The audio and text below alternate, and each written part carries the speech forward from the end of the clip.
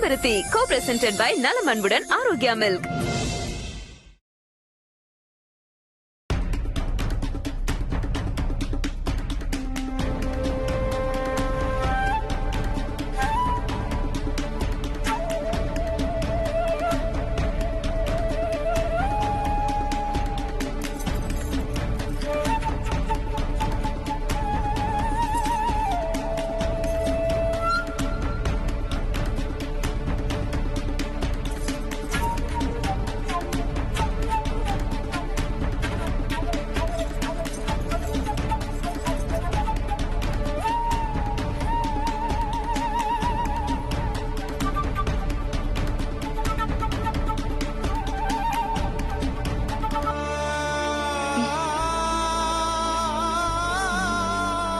நீ இன்னும் போலியா பார்வதி? நீங்க தூக்கம் வராம தவிச்சிட்டு இருந்தத பார்த்தேன். அதனால நான் கொஞ்ச நேரம் உங்க காலை அமுக்கி விடுறேம்மா. நல்ல தூக்கம் வரும். வேண்டாம், அதெல்லாம் ஒண்ணு வேண்டாம். டைம் ஆச்சு, நீ போய் படுமா. எங்கள மாதிரி இருக்கிற எத்தனையோ குடும்பங்க நிம்மதியா தூங்கறதுக்கு காரணம் நீங்க தான். அப்படிப்பட்ட நீங்க தூக்கம் வராம தவிச்சிட்டு இருந்தத பார்த்துட்டு என்னால எப்படிமா நிம்மதியா போய் தூங்க முடியும்? உங்களுக்கு கால் புடிச்சு விட்டு தூங்க வைக்கிறத நான் பாக்கியமா நினைக்கிறேன். அனுமதி கொடுங்கம்மா. உன் இஷ்டப்படி செய்.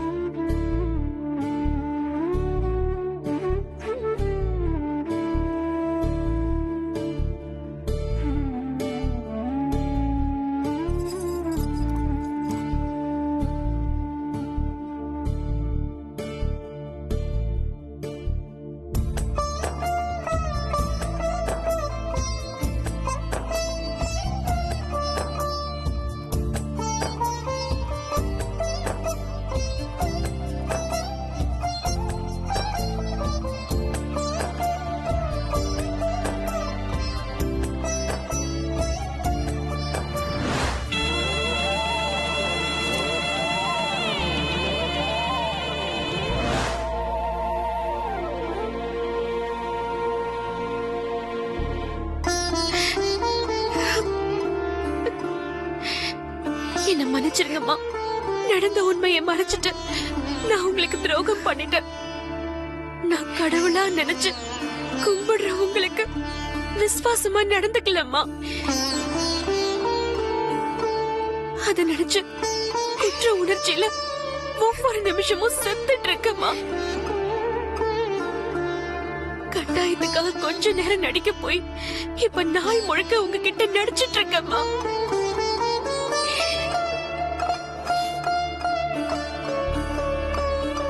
என்னால முடியலம்மா. என்னால முடியல. நான் இந்த வீட்டை விட்டு போயிடுறேம்மா. என்ன மன்னிச்சிருங்க.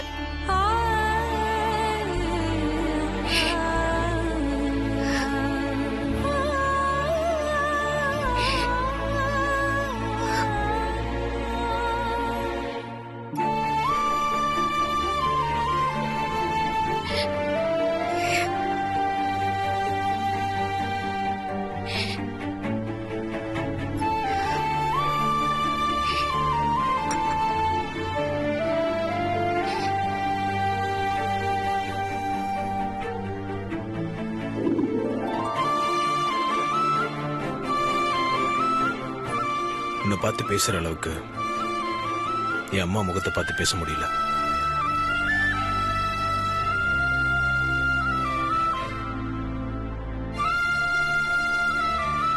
எனக்கும் அம்மாக்கும் நடுவுல கண்ணுக்கே தெரியாம ஒரு இடைவெளி உண்டாயிடுச்சு.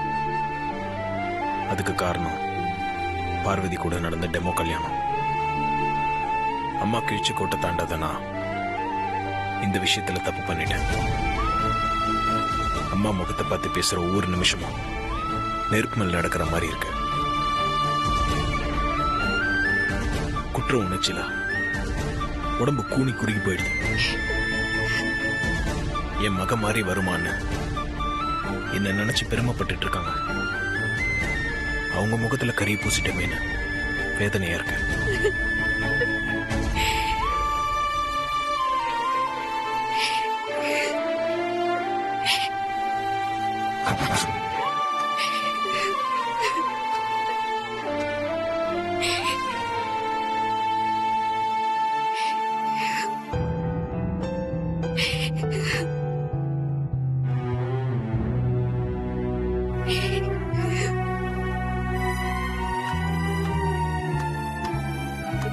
பார்வதி, ஒரு நிமிஷம் நில்லு.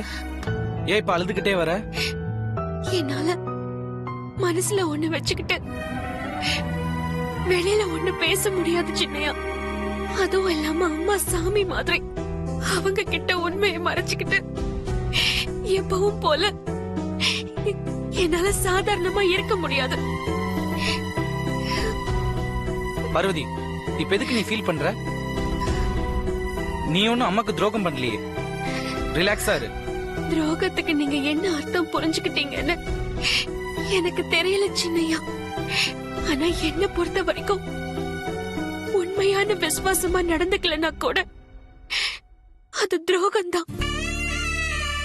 25 வருஷத்துல எங்க அப்பாவோட விசுவாசத்துக்கு கிடைச்ச பரிசுதான் அம்மா என் கல்யாணத்தை முன்னாடி நின்னு நடத்துறாங்க. அப்படிப்பட்ட சுந்தரத்துக்கு மகளா பிறந்த என்னால அம்மாவுக்கு விசுவாசமா நடந்துக்க முடியாத சூழல் உருவாயிடுச்சு.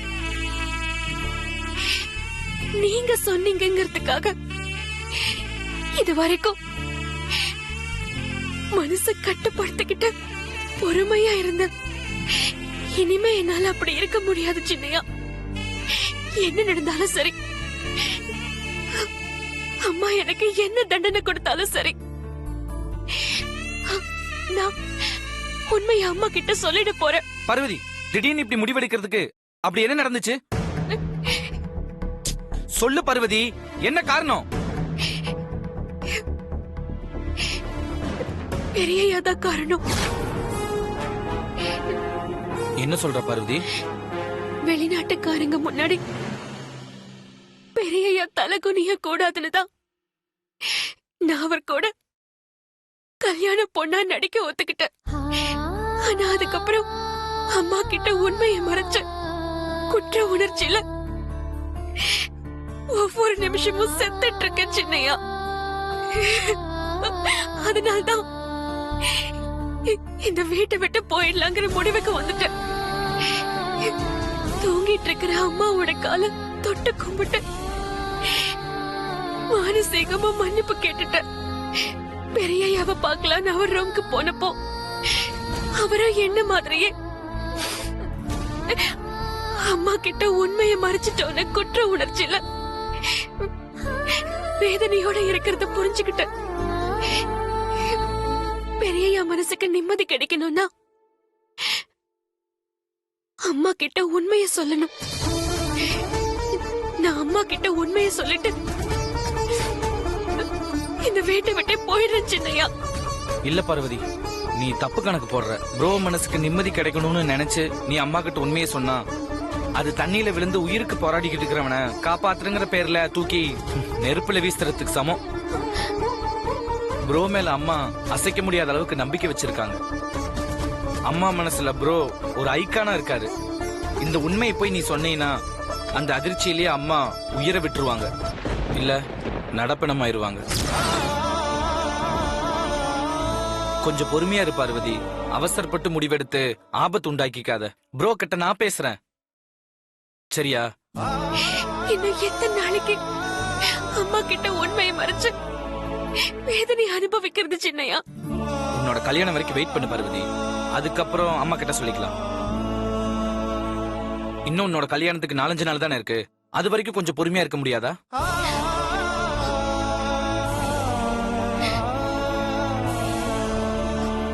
ப்ரோ கிட்ட நான் பேசுறேன். சரிங்க சின்னையா. தேங்க்ஸ் பார்வதி. இப்பவே போய் ப்ரோவை பார்த்து நான் பேசுறேன். நீ போ பார்வதி.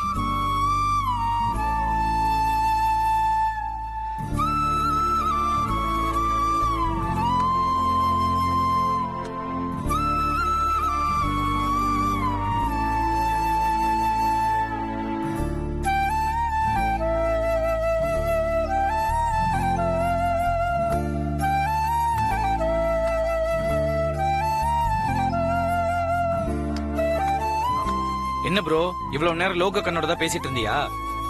ஆமாண்டா, அந்த கண்ணோட பேசிட்டு இருந்தா என் மனசுல இருக்க பாரம் குறையும்.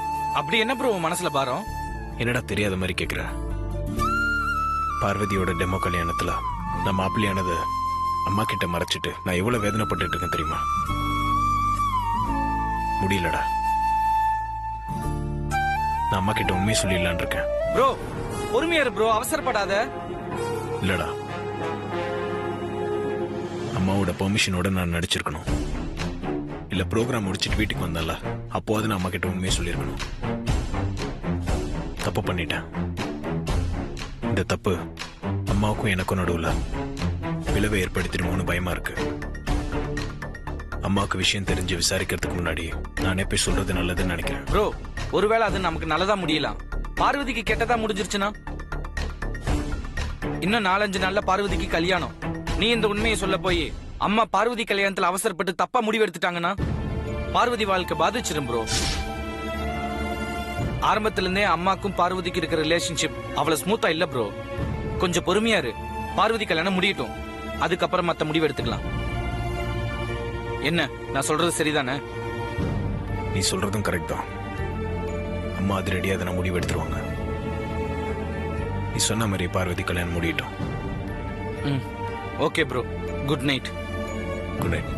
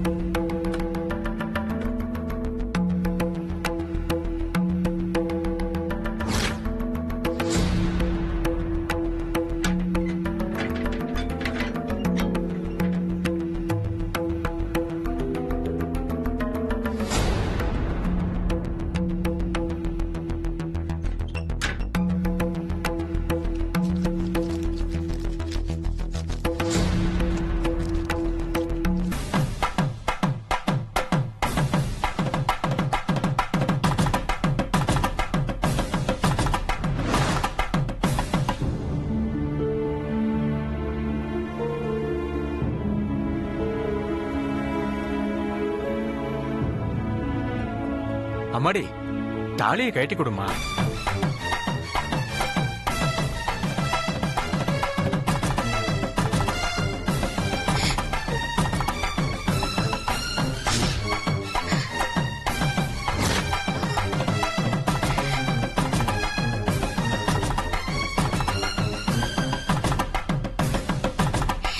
என்னம்மா முடிக்கிற?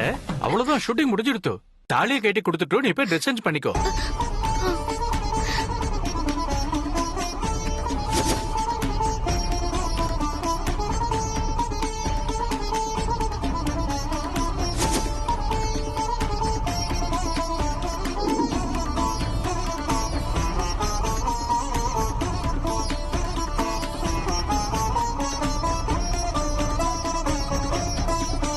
என்ன யோசிக்கிற? தாலியை என் கையில கொடுமா.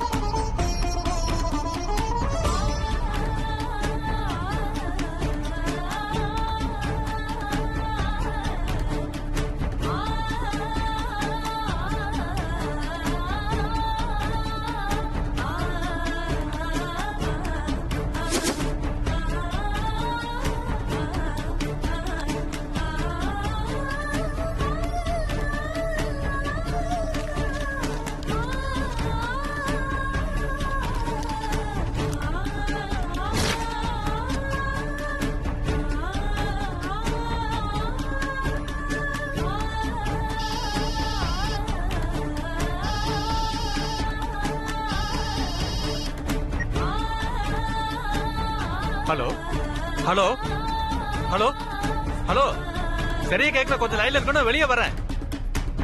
ஹலோ ஹலோ சரியா கேட்கலையே. ஹலோ ஹலோ ஹலோ கேக்குதா?